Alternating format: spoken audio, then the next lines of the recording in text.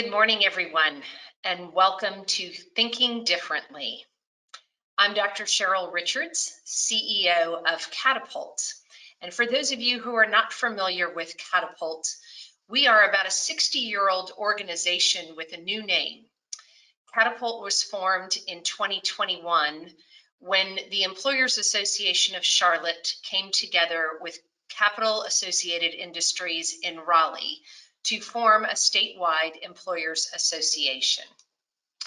Our mission at Catapult is to provide employers with the confidence to navigate everyday operational challenges, to make workplaces more effective and employees more successful. Today's Thinking Differently series will do exactly that. We will be exploring creative strategies to recruiting and retaining talent within our organizations.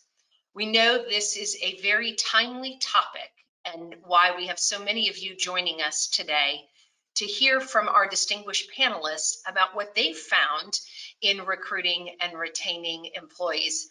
And we'll open it up for questions and answers as well.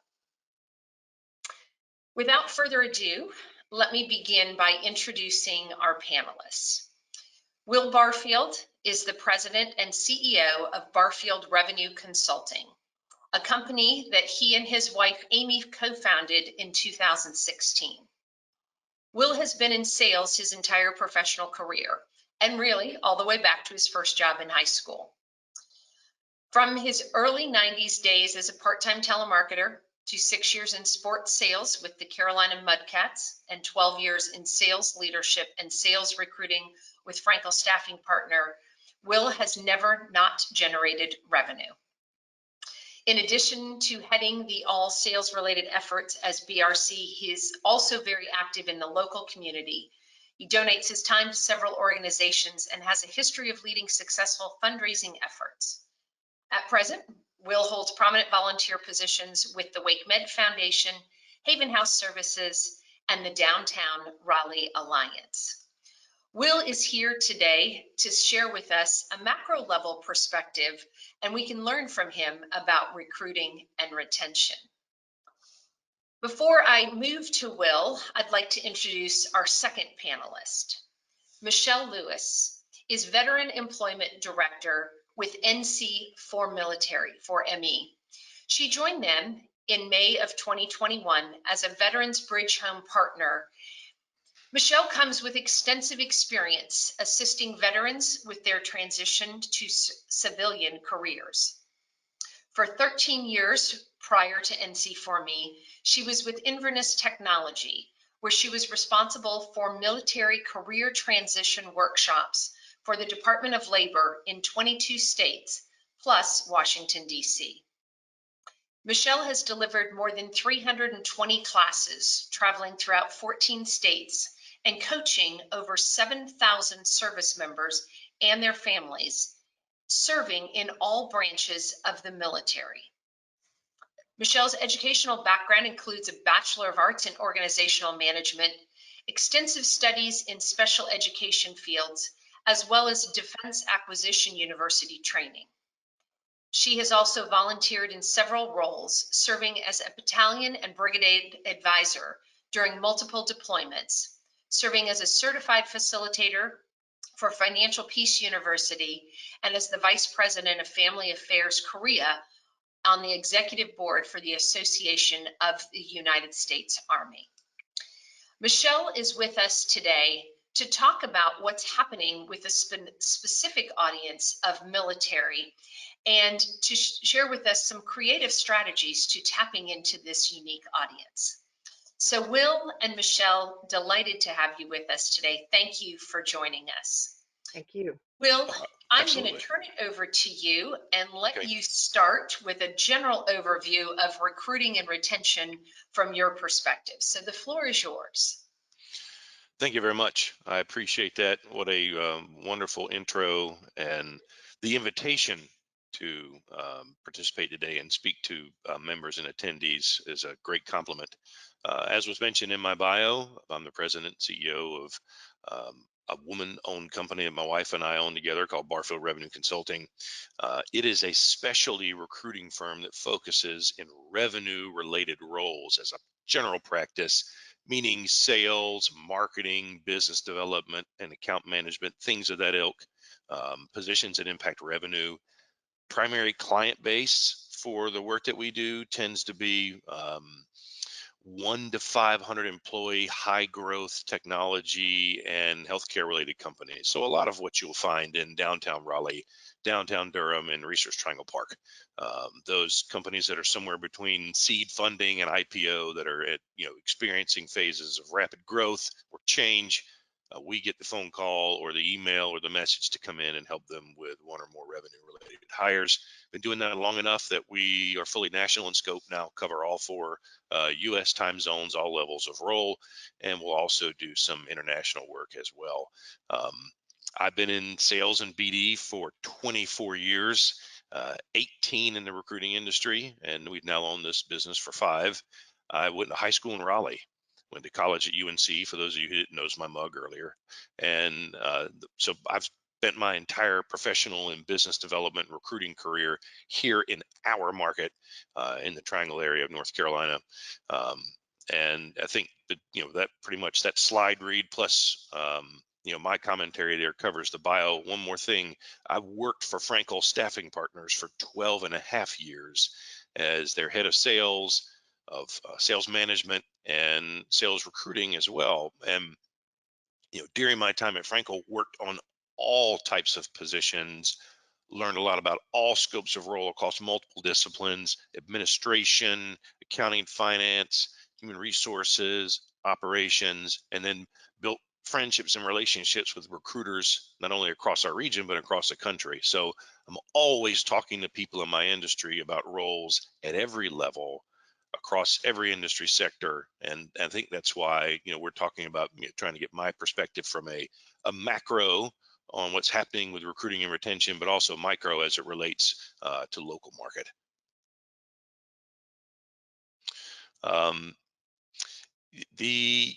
One of the things that I've experienced in my recruiting time in the industry has been 3 upswings, right? 3 job market recovery cycles. We're in the midst of one at the moment.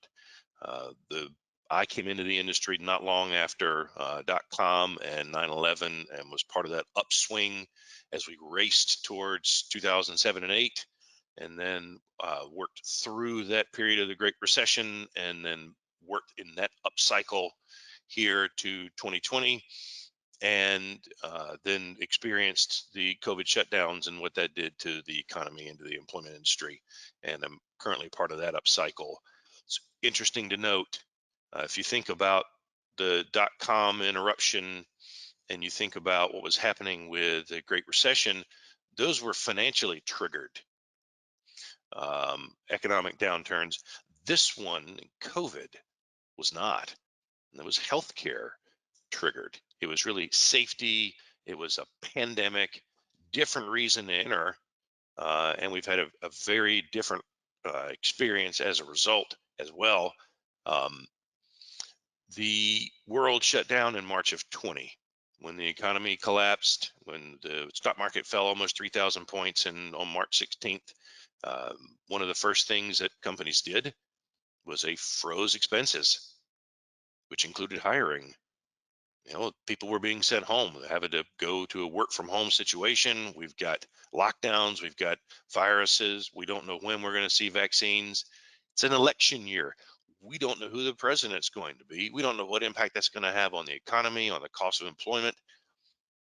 The United States and many, if not all, small businesses froze hiring for a significant amount of time.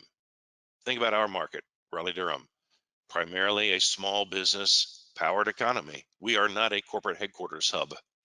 We have some corporate headquarters here, but not nearly as many as you see in larger metro markets. Much more of an innovation, fast-moving, dynamic, small business-led economy here.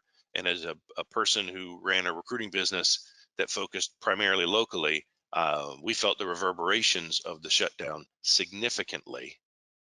Because if you're in the business of outsourced recruiting, And the way that you generate revenue is by filling jobs, and all the jobs go away at once. It's pretty impactful. And that moment really shattered the job market in a way I'd never seen before in my time in the industry. And it was pretty rough. March through July or so of 20 before things began to pick up a little bit towards the end of the third quarter and heading into the fourth. Um, and then, what was interesting, we got through the election, right? We got the vaccines out. We got to Q1 of 21.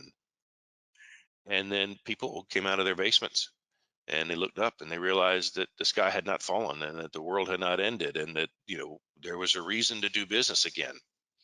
And you think about those companies that froze hiring for a period of time in 20. Some of them didn't hire anymore the rest of the year. Some of them hired very selectively. They had attrition. They had people leave. They had cuts. They didn't replace those headcount. Most of them saved their budget. So you get to Q1 of 21, January, February, you got budget that you haven't spent from 20 on hiring. You got vacancies from 20 that you haven't replaced. And then you've got budget for 21 on hiring to spend as well. And just about everyone at that same moment in time was like, hey, you know what? Birds are chirping, there's vaccines, we got a new president, regardless of your political affiliation, we have opportunity and newness. Boop, and they all pushed the hiring button in Q1 of 21. And that demand so rapidly raced past supply that it ripped a hole in the job market that we haven't been able to fix since. And that's what I'm dealing with, micro and macro, every day in this hiring market. This is the most high velocity, high demand, and candidate leaning hiring marketplace of our lifetime. And I'm not being hyperbolic. I'm being very honest. This is a moment where I've never seen the leverage be this far in the favor of the employees in my 18 years in this business. And I don't know that we've seen this in our lifetime, particularly because we haven't dealt with a global pandemic before that shut down the world. So the results of that have created this anomalous job market that we're all trying to tackle.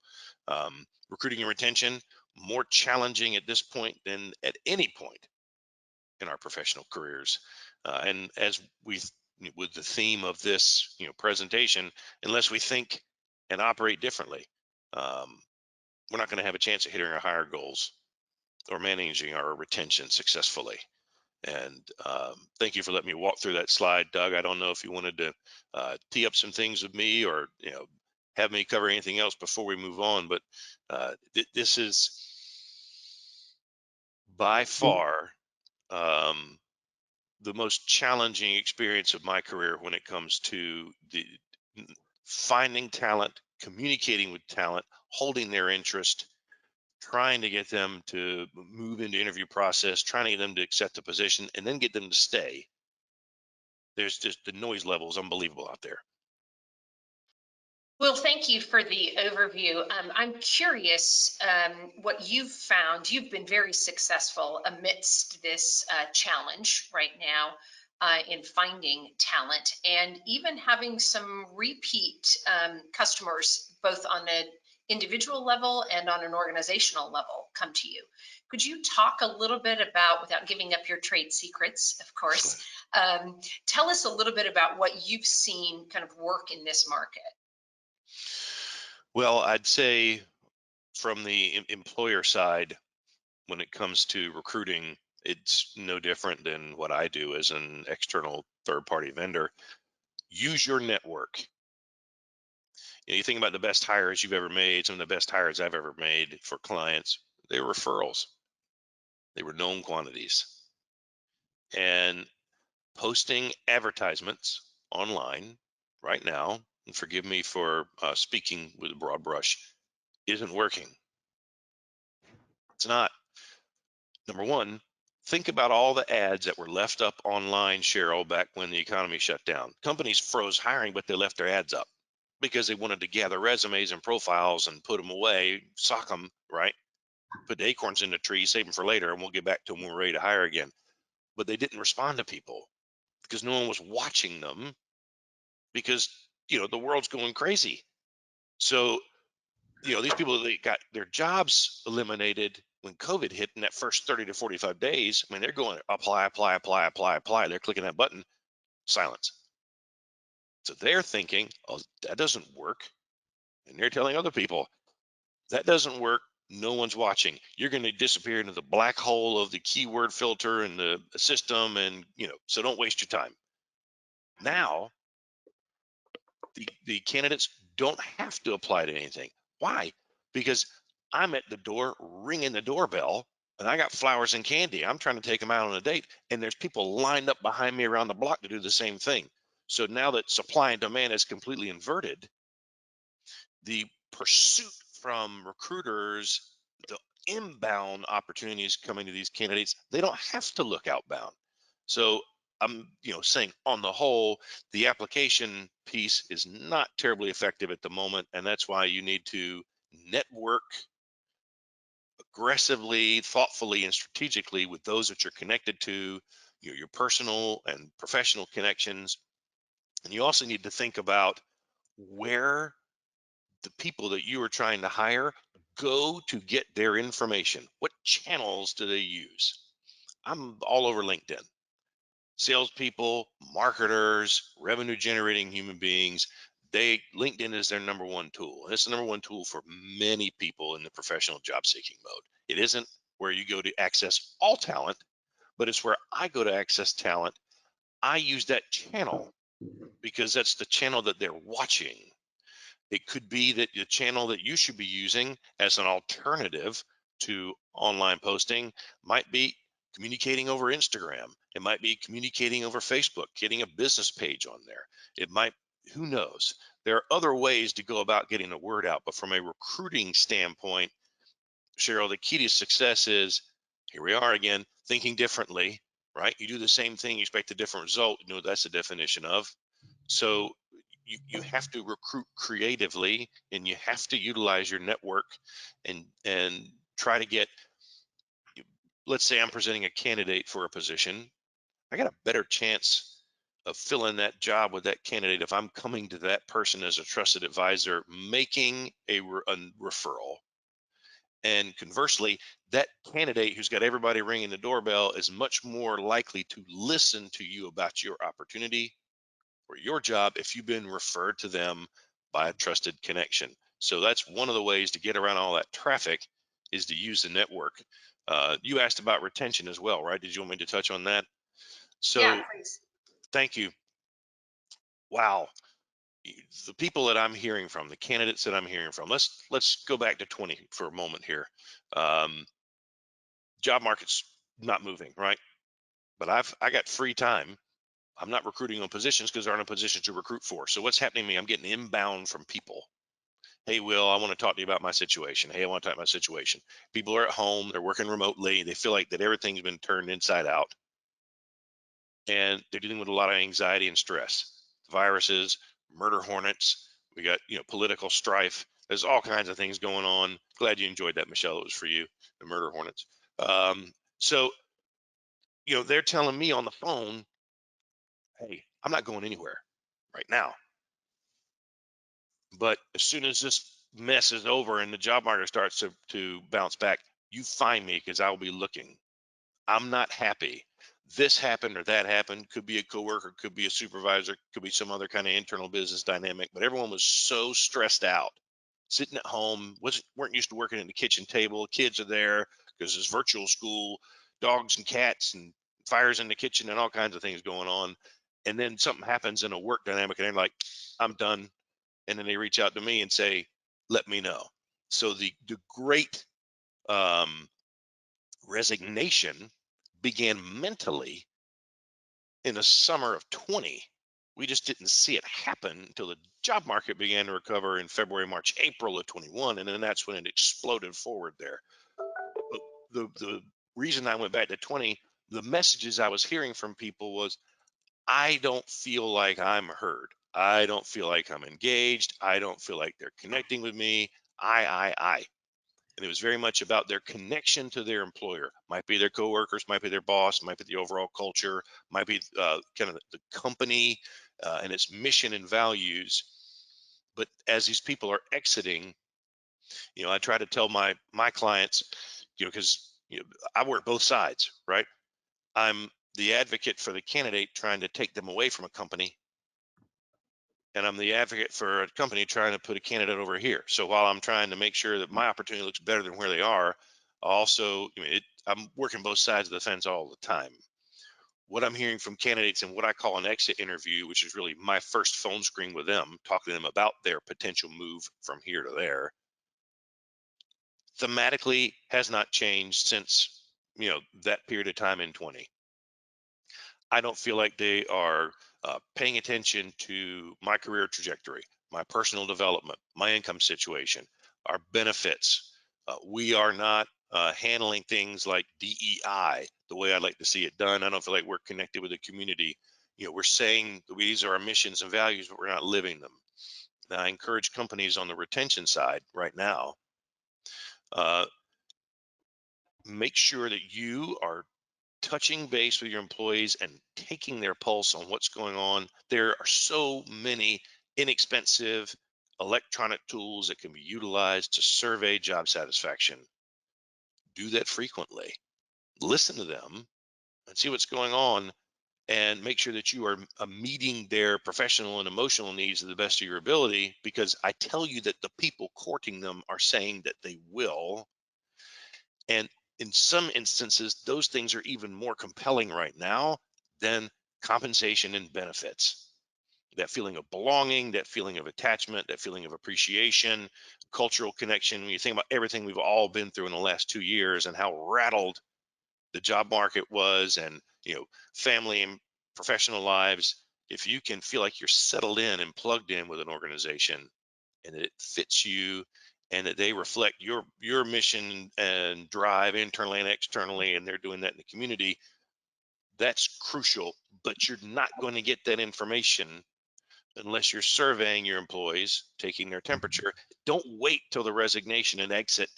It's too late then it is about the money and the benefits and those negotiations. You need to get to them before they hear what they're worth out in the marketplace right now. Hey, Will, one question we have. So if you think back before all this started, a lot of companies had very elaborate recruiting and selection processes, assessments and tests and multiple levels of interviews, and it would take weeks, if not longer than that. What are you saying to companies now as far as that? And I've heard some of my peer groups say you got hours, if not days. Talk to that just a little bit, what you're seeing out there as far as the actual overall process time itself. Beautiful question. Speed wins. I'm not telling my clients you have to remove steps, but I'm telling them at the very least, you got to compress. Mhm. My candidate life cycle in pipeline is less than 2 weeks. In out, bang. If you've got 7 different interviews and they got to take an assessment, and you're going to give them a Rorschach ink block test, and they you got to tell you what their favorite color is and what tree they'd be if they could be, like, if you just do that stuff to them, they're out. I got clients who are compressing the interview process to 1 to 2 days, and they're getting everything squeezed in. And I'm not saying there isn't significant amount of value in assessment, but don't use it as a pass fail. Use it as an eval tool to help you with the interview process. Here's what you glean, and that can be part of how you build your Q&A. But um, response time is so crucial. And if you go a business day without a response, I mean, if Cheryl applies, she hasn't anything I'm working on, by the way. If Cheryl applies and I get back to her the next day, and then we set up an interview, and then it's 2 or 3 days before something happens, you know how many people have contacted her in those 2 or 3 days? Mhm. I got candidates telling me when I'm on the phone, they get 20 messages a day from recruiters. So Cheryl just got hit up by 60 people while you were sleeping. I know you're busy. You got stuff to do. If you can't prioritize recruiting, appoint someone in the organization to do it. Because right now, the rate at which people are leaving and the rate that you're trying to recruit, when you got 2 holes in the boat, water's rushing out pretty quick. So again, speed. If you have a lot of steps, that's fine. Stack them. You know, if they would have talked to 3 or 4 different stakeholders, that's cool. Set up one of these things and then book them back to back. Amy and I just booked an interview for someone today where they wanted to do 2 separate interviews, and we stacked it as 1 interview in 2.5-hour blocks, and we can get the 2 key execs to interview the person and done, because you know, we've been a bit delayed there. Does that help? Well, I think this is a great overview to kind of get us started as we make our transition to Michelle to talk more specifically. I would love to do a quick poll of our attendees who are listening in. And so if I could ask our team to put up our first poll question here for the group. We'd like to know what strategies you're employing to recruit talent, and feel free to select as many as you are, and we'll take a minute.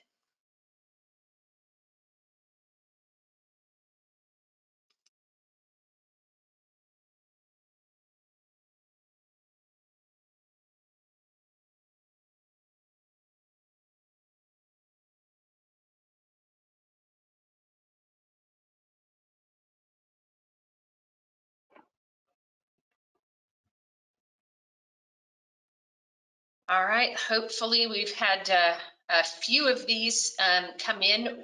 Based on our poll here, our number 1 strategy is LinkedIn. So Will, very timely to your comments about using LinkedIn here, and the personal networks, right? Referrals of individuals that they know. Employers like to hire people that they have a referral for and can attest to their work ethic and characteristic. Recruiting agency, very high next there. Colleges and universities coming in at over half. Interesting here, Michelle, this will provide a great opportunity for you to segue into maybe a potential market that people are missing. Only 19% of our attendees right now recruiting through military channels. So what a great landscape for you to jump in and tell us a little bit about North Carolina for military employment and some of the strategies you can see from that really specific population. I love it. That was very good. I couldn't have planned that better. So thank you, Cheryl and Will. It was wonderful listening to you. I very much enjoyed this, and so I will link in with you afterwards. Thank you. NC for me is North Carolina for military employment, and I just want to tell a little bit about myself. I am a recently transitioned military spouse. My husband served just about 30 years in the United States Army. My father served 23 years in the United States Army. My son-in-law is currently serving in the United States Army, so I'm a little bit biased on the Army, but I will tell you that I absolutely love all of our military members. Now, why do I tell you that? Because in those 30 years of my husband serving, we've been married 33 years, everywhere that we moved, I worked. I had a job. Only 1 year during our entire time of moving throughout the entire world did I not have a job, and that's when I had a child that needed several surgeries that year. So I didn't work for a company at the time that would transfer my positions. So every time we moved somewhere, I had to recreate myself. I had to reinvent myself, because the job that I could get in Fort Huachuca, Arizona was not the job that I could get in Seoul, South Korea. So I had to utilize my skill sets. And when I finally kind of settled down in a small town in North Carolina called Edenton, North Carolina, I came to work for North Carolina for military employment, NC for me. And I did that because this is an organization that educates the employer on the value added that military personnel bring. And I thought, I know what that value is. I know that I can promote this. I know that I can tell this. So I wanted to take a couple slides just to give you some statistics of why you should consider hiring military. 70 to 80% of your budget is spent on human resources. And we know that you need to attract, select, and retain high-performing candidates. Those high-performing candidates are military service members. Remember that they come from your neighborhood. They come from your high schools. They come from your colleges.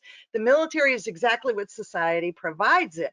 The problem is they just tend to be so involved with the service that we kind of forget they are an extreme, a highly talented, highly skilled source of talent. And many of those only want to serve one term. Many of those want to serve 20 years term. But when they get out, they're seeking civilian jobs. You know, I think back on my father when he retired from the military. I want to say he was 43 years old. 43 years old, and the term retired is a different concept in the military than it is in the civilian sector. Retired means next in the military. It doesn't mean I'm going to take my fishing pole and go out and spend the day. I might do that for about 3 weeks, but the next thing I'm doing is looking for my next 5, 10, 15, 20-year career. And so understand that we want you to know that 80% of the MOSs, the military occupational specialties, have civilian counterparts, but that doesn't necessarily mean that you need to hire somebody that has the equal a military occupation specialty. What you do need to consider are the transferable skills that the military brings to your company, their leadership, their team building, their strong communication. And this is the one you need to consider, their ability to learn quickly. Most military service members learn their specialty somewhere between 6 and 8 weeks of an individual training course, an AIT course, or something to that effect. But they didn't go into the military knowing that specialty. They learned it in a very high-paced, quick aptitude course, and they can do the same in your company. So that's kind of what we want to stress here. Now, from NC for me, what do we do? Well, we connect you with that talent. Here's what we know. 103,000, a little bit over 103,000 are active duty service members in North Carolina. Now, think of how many of those 103,000 are married. So not only do you have an active duty service member, but you have a spouse. And let me just pause here for your military spouse. I wrote down a couple statistics I wanted you to know. 89% of military spouses have some college degree. 30% of military spouses have a 4-year completed degree, and 15% of them have a higher advanced degree. You're talking extremely talented folks here. 31% of military spouses report that they have a part-time position but would love to work full-time. Now, where does that pause come from hiring a military spouse? Often companies say, well, I'm not going to get the retention in a military spouse because as soon as they get orders, they're going to be gone. Well, the average retention rate currently, actually, this probably needs to be updated a little based on the statistics that Will was giving. You know, the retention is going to be a battle. But prior to everything that's happened in 2021, the average retention tenure is 4.2 years. The average retention tenure for a military spouse is 2.8 years. If you could get 2.8 years out of a highly qualified candidate, you'd be in a win situation there. Now let's look outside of just those active duty. You've got 730,000 veterans that live in North Carolina. I often joke, my husband, when we retired from the military, we retired out of the Pentagon. And if you've ever lived in that city, that Washington, D.C., Northern Virginia, the craziness that sometimes happens up there, we joke that the day he retired, we hopped in the car and started driving south till we hit people that used manners again. And that's just a joke we have, but it is definitely a reflection of our love for North Carolina. In North Carolina, we have 730,000 veterans that have opted to stay in this state. That's 730,000 qualified candidates that have potential for your organization and company. However, only 19% of you are utilizing those resources. So I am very excited to show you another avenue of talent resources. And then the last one I want to hit on this slide is every year 20,000 service members are transitioning out of the military, out of North Carolina. We have Fort Bragg, we have Camp Lejeune, we have Seymour Johnson, we have Elizabeth City with the Coast Guard. We have all of these transitioning service members, and they're trying to decide where they want to go next. Your job would be the one that would drive them. And then as I go into this last opportunity slide that I talked to you about, I want you to know that you can go to that next one, that one will be fine. I want you to know that we at North Carolina, what we do is just simply connect you. We'll mention a word that I am such a fan of and a firm believer, and I have taught it to transitioning service members for the last 13 years. If you're not networking, you're not working. And it is all about network. Many of you, as a matter of fact, I think if you looked at that poll again, I believe, am I right, that personal networks were your number one? Well, your personal network needs to be connecting you with some military transitioning service members. Here's the beauty. If the first 2 military service members aren't qualified, there's 10 more waiting behind them. And if you get one military member in your organization and company, that military member is going to be your network for reaching out to other service members. Going back again, touching what Will was talking about, they're going to brag about how they're treated in your company. They're going to brag about how valued they feel. And this is the beauty of military service members. They've been in some rough work situations. Not every time in their career were they exposed to high quality, wonderful, their absolute favorite leaders. But what they knew is they still had to be successful in that environment. And so often what you get from a service member is a high sense of loyalty. When they come in your company, they're going to stay in your company. But they do want to be treated with value. They want to make sure that they have that balance in life, that job satisfaction balance, utilizing my skills balance, and the balance in the salary. Often military members are not looking for the highest salary. They're looking for the balance of all 3 of those. Do I have a nice work culture? Am I challenged professionally? Am I able to utilize my skills? And do you pay me at a fair amount? So I just wanted you to know that from our statistics, this is what we do. We connect you with service members. Michelle, that was fantastic. I'm so glad we asked that poll question because it was such a great lead in for you. I think a lot of times people, we talk about thinking differently and tapping into new audiences, and several of the points that you raised there around the transferable skills and, the ability to learn quickly. I have a great personal story. A friend of mine helps military members also kind of find employment. And she said a great example. Somebody said to her, well, I'm not sure I can hire a sniper out of the military. I mean, what transferable skills am I going to take there? And she was like, you have a great attention to detail. You can work on your own. You need very little supervision, that kind of thing. I mean, even in the most extreme of scenarios, I think what you've touched on here, those transferable skills, the ability to learn quickly, the loyalty, the networks, the dedication, and the offset to maybe some of the salary requirements that Will mention, where we're getting, wrapped into these salary wars. This can be a great place for us to tap into talent. Doug, I know we've got a couple questions in the queue. Do you want to ask a couple of those? So I'm curious, Michelle, because I lead several peer groups here, and obviously the topic of recruiting comes up a lot, especially over the last couple of years. And I'd say maybe 1 of 100 would talk about how they've had such great success here. Most just kind of look around like, well, where would I go? This might sound self-serving, but I tend to find companies struggle with not knowing how to interface on a regular basis with the military. Can you talk about that just a little bit? I mean, obviously you're a great resource. Talk about that for just a minute. Absolutely, and I will promote us as a resource because that's what we do. We just want to connect folks. The beauty of what we do also is we fall under the governor's initiative of economic development. So this is a no-cost service to a company or to a veteran. And so that's what I love about working.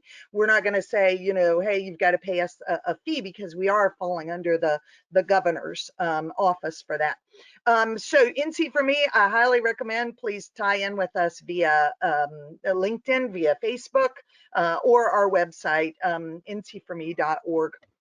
But I will tell you that there are some phenomenal job fairs on every installation, and they are constantly looking for strong employers to come out to these job fairs. I recently attended a job fair on Camp Lejeune that was promoted by MSEP, which is the Military Spouse Employment Program. And they brought all of these companies out there, and this was every military spouse, resume in hand, dressed to the nines professionally. They've been taught, you know, each branch of service has a course on their post, a transition course that talks to our military and our military families about interview prep, resume prep, all of things, you know, different things like this.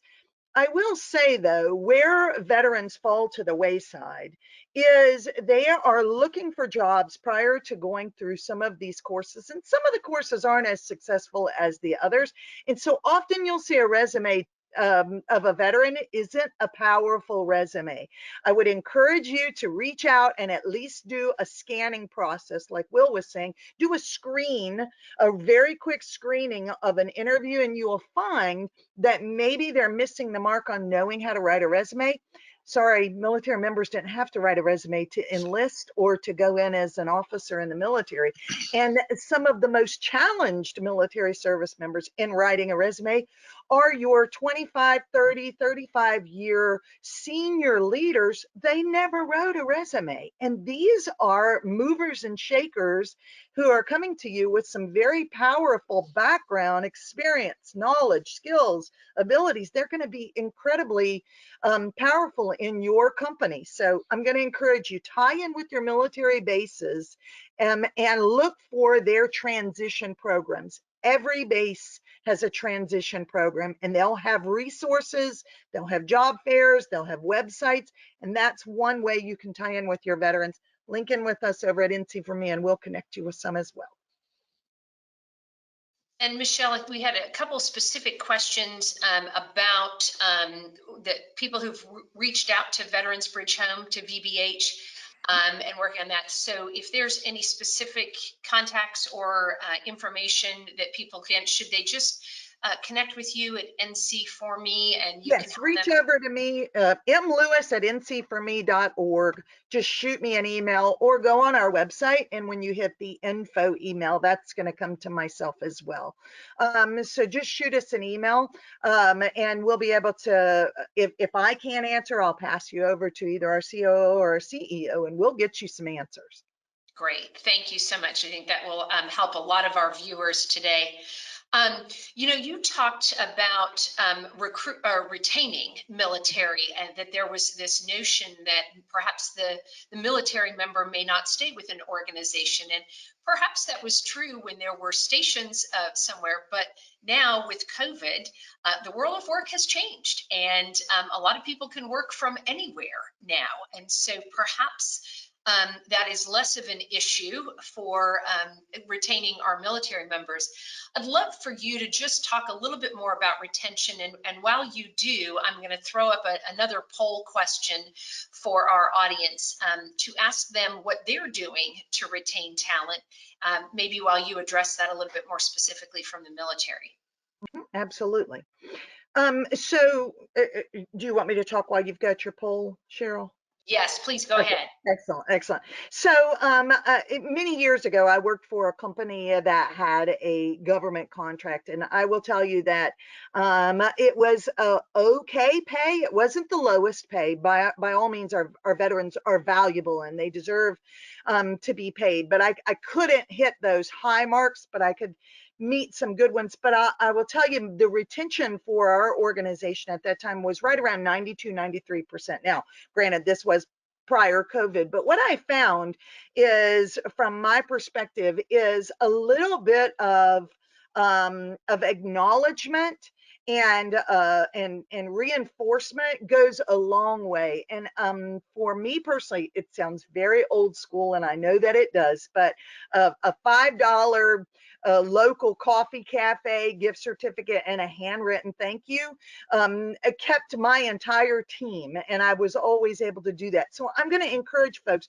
please positively reinforce, promote within if you have the opportunity, and try to do things that make it valuable for your team to want to stay. Now, there is an acronym that a lot of veterans use as they're seeking jobs outside of the military, and that acronym is CLAMS, C-L-A-M-S. They're looking for jobs that challenge them, that emotionally challenge them. They feel like they are making a difference. That's a big thing for military personnel. You ask a lot of veterans, why did you originally go in the military? And they will tell you, because I wanted to do something. I wanted to make a difference. And so in a position that you can offer a veteran where they are challenged, that is something that they enjoy. Obviously, location is something that attracts veterans. And so if you are giving them an opportunity, not a lot of veterans seek remote work, but it is very nice to have a flexible work schedule because they have not had that opportunity as they've served in the military. You don't often get to go, in the service and deploy and say, yeah, but I really want to go back home for my daughter's recital. That just doesn't happen. And they've missed so much that they love the opportunity to have flexible work schedules. Another thing that attracts veterans is the opportunity for advancement. So challenge, location, advancement. Obviously, money is the M. They want to be fairly compensated for what they do. Again, a lot of veterans aren't looking to make $1 million, but they do want to provide for their families and make a fair living. And so money is one that obviously is something that you can use for retention. And then the last one in a military veteran's life is security. They like a job that has security, that provides those opportunities of security with health insurance, with life insurance. If a veteran is not retiring from the service, they need that from a company. That does not transfer with them as they come out of the military. So they're looking for those things, those security, those benefits that really make their life balanced. Yeah, I think that's a great acronym for us to think about. And the poll that was up there, hopefully everyone saw as you were reading through it, I think spoke to the points that you were addressing. That compensation is part of it, but certainly the flexible, remote work schedule. You mentioned advancement and investment. We call it professional development. I'm here looking at internal promotions, and Will talked about it, right? It's about the culture for a lot of individuals that they're staying there.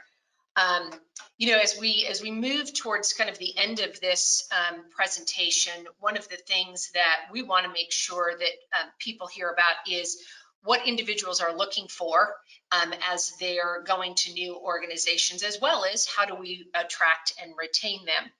And I think some of the things you said here around offering challenges, opportunities for advancement, investing in people, looking at your culture and making it an attractive place for individuals to want to be are all things. And then certainly compensation, will come down the road.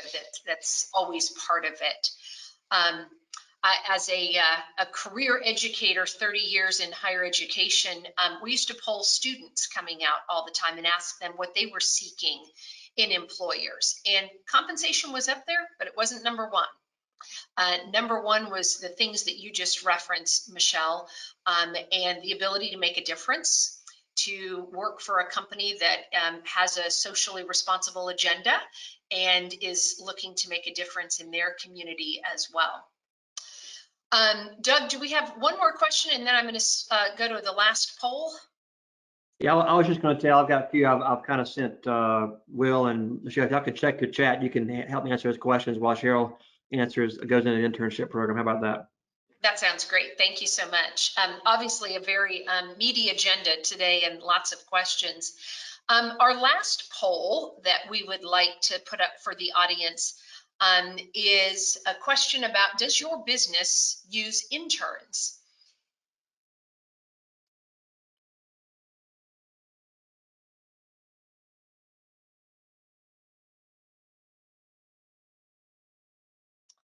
Looks like we're getting a high number of, with the poll, 2/3 of you already, 3/4 of you now voting. We can go ahead and close this one.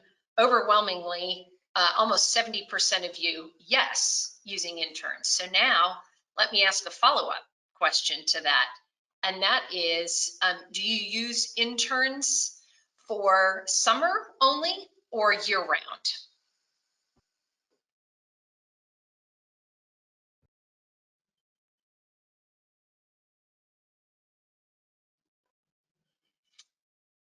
We have about half of our respondents in. We'll give it just another minute.